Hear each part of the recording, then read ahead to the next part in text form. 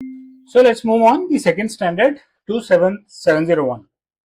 Let's talk about that. Welcome to my YouTube channel where you regularly see new content on data privacy. And during these days, we are just touching base on an introduction to the various ISO standards because they are linked with data privacy. And then later on in the next series, we'll cover details of each of this.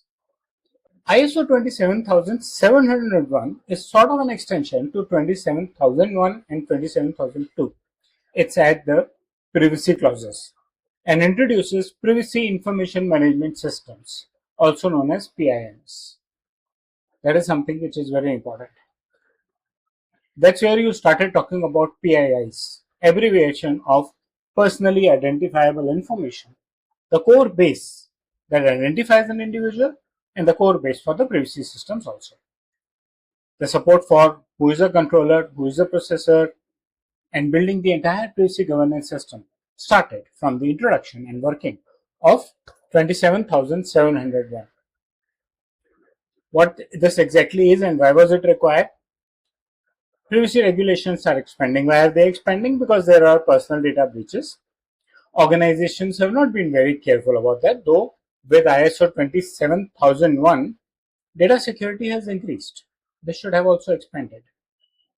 Large volumes of personal information is being processed, and customers, therefore, with looking at breaches and problems and the financial losses and the mental fatigue that the individual gets, they've started expecting transparency and accountability. So there is a need for a structured privacy management system. Privacy is therefore a strategic business responsibility, not an individual responsibility. Privacy Information Management System, or PIMS, defines privacy roles and responsibilities, supports lawful and transparent processing, manages privacy risks, demonstrates accountability, and encourages continuous improvement. You can say every country now has their own regulations with respect to privacy, and that's why this entire channel has been built. But the foundation started from ISO standards. Right? Localization, of course, based on the way your country works. Like, for example, there are differences between GDPR and DPDP, including the very fact of taking consents. Similarly, CCPA in California talks of consent in a totally different manner. Right? ISO 27001 is associated with 27701. Security is the foundation. Privacy is security principles. 27001 is built on ISMS, right, which is absolutely on information security. And as I spoke in the previous videos also, information security is not restricted to only corporate data. In fact, every corporate data has a lot of personal data. Any corporate would have a customer database.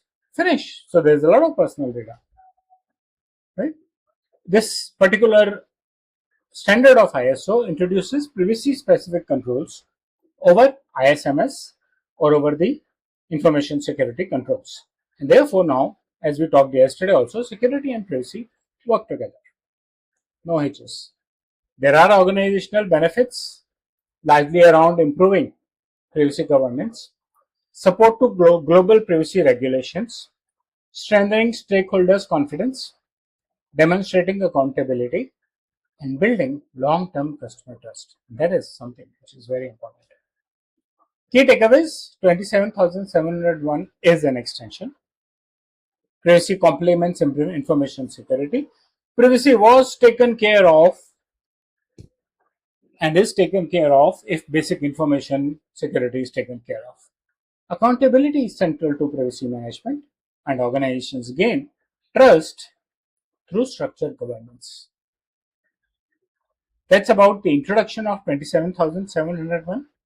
As I mentioned, in a future series, I'm going to get detail of each of these standards. So stay tuned, subscribe to my YouTube channel, and share your feedback in the comment section. Thank you.